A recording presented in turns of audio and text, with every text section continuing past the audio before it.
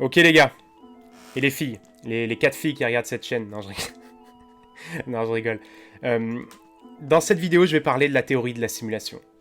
La théorie de la simulation, c'est quelque chose voilà, auquel j'avais déjà pensé avant de découvrir ça. En ce moment, je me suis pas mal intéressé à la physique quantique, aux particules, au monde voilà, des atomes, etc.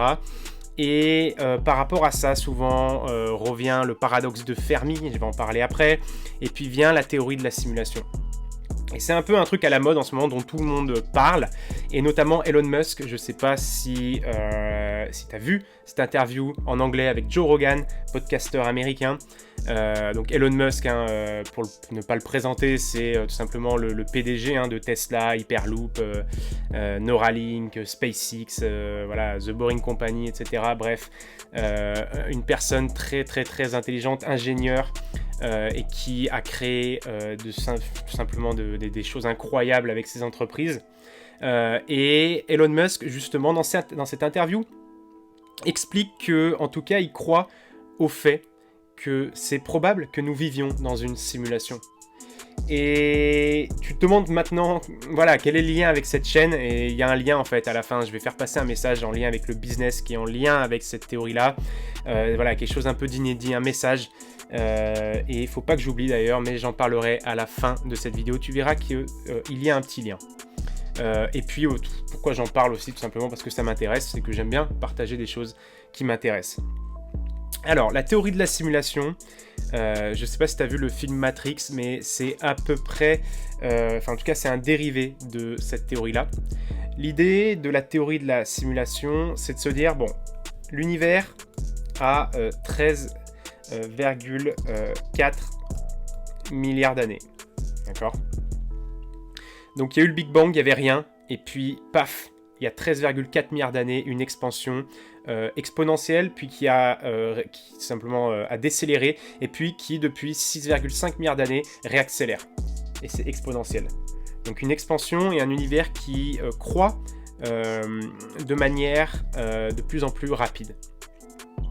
Et puis, il y a, voilà, je ne sais plus, 5 ou 6 milliards d'années, la création de millions de milliards, de 10 puissance, je ne sais pas combien, de galaxies, dont une, la Voie lactée, qui est notre galaxie.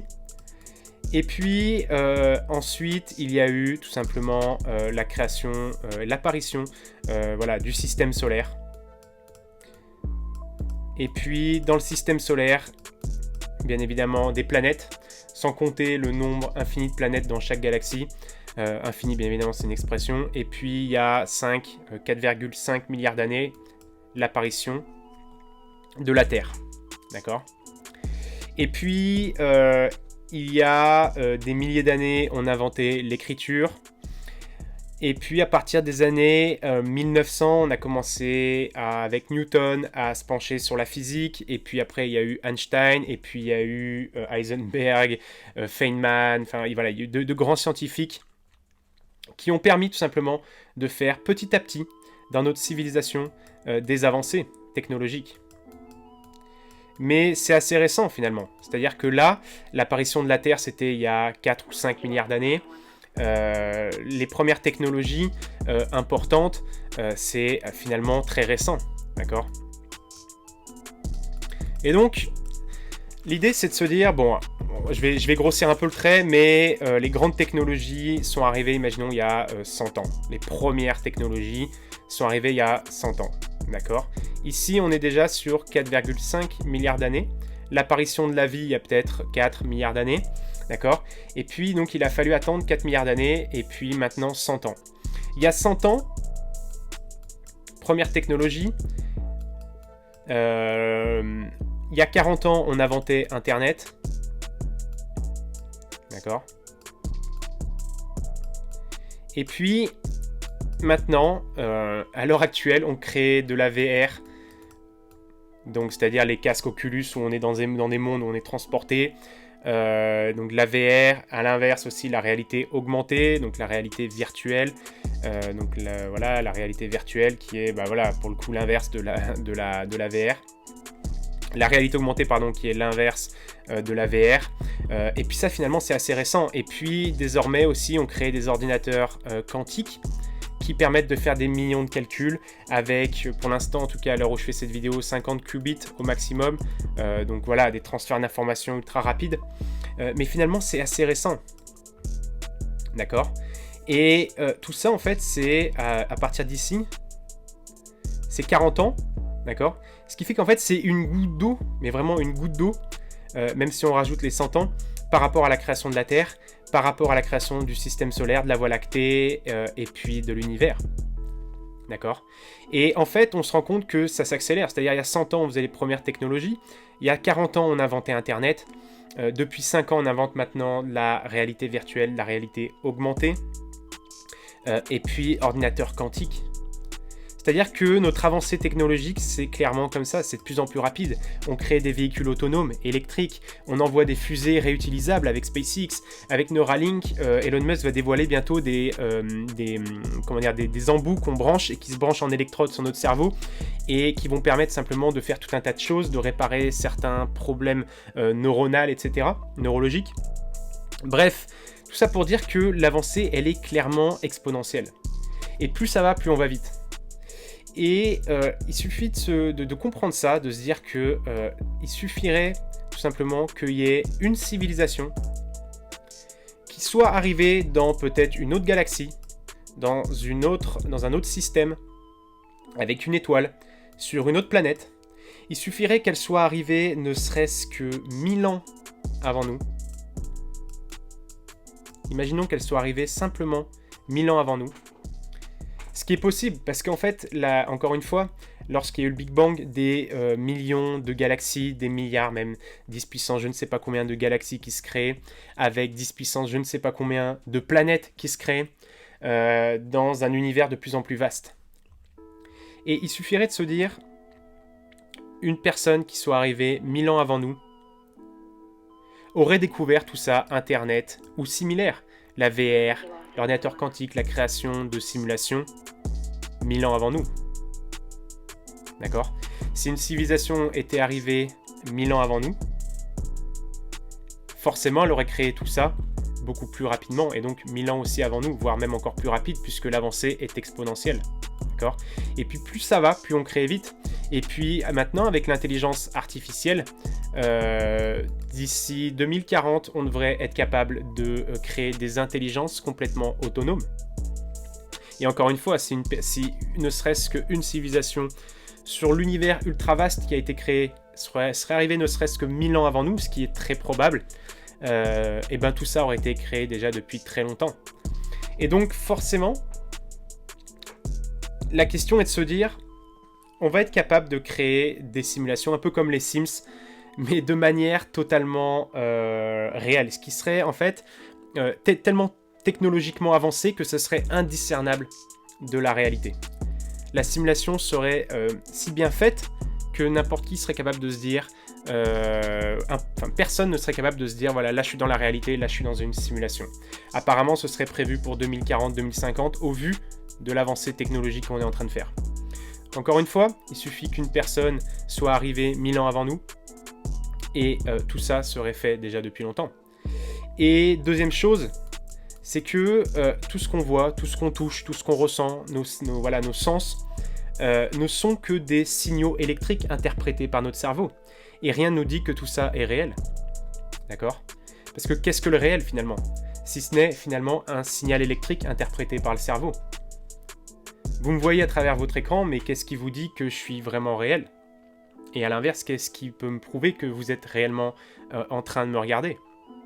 Peut-être que je suis totalement quelque chose d'inventé par votre cerveau, ou peut-être dans une simulation. Et si j'étais dans une simulation, eh ben, vous ne pourrez pas vous dire que vous êtes réellement dans quelque chose de réel ou dans simplement quelque chose de virtuel, dans une simulation. Parce qu'il y a un filtre qui fait que dans tous les cas, ça va être simplement un signal électrique qui va être interprété par votre cerveau. D'accord ? Et donc la théorie de la simulation, c'est un peu le même principe que dans Matrix. C'est le fait de se dire que, vu qu'il y a 13,4 milliards d'années, le Big Bang arrivait, peut-être que même le Big Bang est l'éclosion de notre simulation. Peut-être qu'une civilisation est arrivée bien avant nous, et une conscience, ou même quelque chose d'externe, a créé tout simplement cet univers et a créé en fait une simulation, quelque chose de virtuel, un peu comme dans les Sims. Et nous, on vit dans cette simulation et on ne se rend pas compte. On a l'impression qu'on est dans quelque chose de réel, mais un peu comme le poisson qui est dans un bocal. On ne peut pas voir à l'extérieur, on ne sait pas ce qu'il y a à l'extérieur parce qu'on est limité par notre bocal et on ne comprend pas en fait réellement ce qui se passe. Et l'idée, c'est ça. Ça, beaucoup de gens y croient et c'est très probable parce que ça renvoie tout simplement au paradoxe de Fermi. Encore une fois, comment se fait-il qu'on n'ait pas encore eu de retour extraterrestre dans l'univers? Comment ça se fait qu'aucune personne n'a pour l'instant communiqué avec nous? Étant donné que l'univers est arrivé il y a 13,4 milliards d'années et qu'on est une galaxie dans une galaxie parmi des milliards d'autres galaxies, et puis parmi des milliards d'autres systèmes avec une étoile, et parmi des milliards d'autres planètes, comment se fait-il qu'on ait encore à l'heure actuelle reçu aucun signal extraterrestre? Ça fait froid dans le dos de se dire que pour l'instant, en tout cas, à l'heure actuelle, on est seul dans l'univers et aucune civilisation n'est parvenue jusqu'à nous.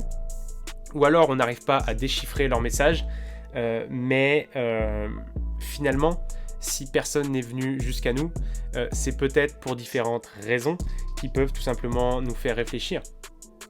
Et c'est un peu ça aussi, ça ramène un peu au paradoxe de Fermi de se dire peut-être que certaines personnes nous observent, des extraterrestres nous observent, n'ont pas envie de rentrer en connexion avec nous, font exprès d'attendre pour qu'on se développe. Parce que, encore une fois, une civilisation qui serait arrivée ne serait-ce que 1000 ans avant nous devrait être capable, d'après la technologie, de faire des voyages ultra rapides, proches de la vitesse de la lumière. Peut-être qu'on créerait des consciences, des intelligences artificielles qui seraient capables aussi d'envoyer de l'information à différents points de manière quasi instantanée. Et encore une fois, il suffirait que parmi tous ces éléments de probabilité, si ne serait-ce qu'une civilisation serait arrivée 1000 ans avant nous, à l'heure actuelle, elle serait totalement capable de créer une civilisation multiplanétaire avec des échanges d'informations, de galaxies, etc. Et pour l'instant, en tout cas, nous, à l'heure actuelle, on n'a rien reçu. Donc voilà, pour cette vidéo, l'idée c'est vraiment de se demander, je vous laisse avec ça, non, je vais quand même laisser passer un message après. L'idée, c'est voilà, de se dire que finalement, rien de tout ça n'est peut-être réel. Et notre temps, en tout cas, ce qui est sûr, c'est qu'il est limité. Parce qu'encore une fois, l'univers, c'est l'espace et le temps. D'accord ? Cette quatrième dimension qui est le temps. Et c'est la seule chose dont on peut être sûr, c'est qu'on va vieillir. Et que ton temps sur Terre est limité. La vie est courte. D'accord ? Donc passe du temps à faire des choses que t'aimes. Ne passe pas du temps à essayer de copier la vie des gens. Sois toi-même et travaille sur des choses qui te plaisent et qui te donnent envie de continuer. D'accord ? C'est un peu ça le message. C'est de se dire que en plus de ça, peut-être que rien n'est réel et que peut-être la vie est tout simplement ne serait-ce que des signaux électriques interprétés par ton cerveau. Et dans ce cas-là, tu ne perds rien. Tu ne prends aucun risque à travailler ou à t'amuser ou peu importe, à faire ce que t'aimes, pour tout simplement essayer d'avancer, soit de faire progresser l'humanité comme Elon Musk par exemple, soit tout simplement essayer de passer du bon temps avec ta famille, avec tes proches, mais de faire voilà ce que t'aimes, ce que t'as envie. Et c'est un peu le message, et moi ça me fait un peu réfléchir à ça en ce moment, c'est de se dire que rien nous prouve qu'on est dans une simulation ou dans de la réalité. Dans tous les cas, peu importe qu'on soit dans une simulation ou dans quelque chose de totalement réel, on est uniquement connecté par des signaux électriques. Ce que je peux toucher, sentir, voir, c'est uniquement appliqué via un filtre, que ce soit via ma rétine, via mes bâtonnets, mes cornets dans ma rétine, que ce soit via ma peau et via mes nerfs pour le toucher, l'odorat, le nez, etc. Tout ça, c'est uniquement des signaux électriques. Et ouvre-toi au monde, ouvre-toi aux gens, n'aie pas peur de prospecter parce que finalement, la vie est bien trop courte pour avoir peur. Et si tu passes pas à l'action, tout simplement le sacrifice, ce sera tout simplement ta vie. D'accord ? Tu vas devoir faire des sacrifices, on ne pourra pas faire tout ce qu'on veut dans la vie, mais il va falloir se concentrer sur ce qui nous fait plaisir, ce qu'on aime, et passer du temps là-dedans pour tout simplement progresser et faire progresser quelque chose, que ce soit un business, une entreprise, ou que ce soit autre chose, un loisir. Mais dans tous les cas, c'est un peu le message de cette vidéo, c'est que peut-être que tout ça n'est pas réel et peut-être que je suis tout simplement une intelligence artificielle. Ciao.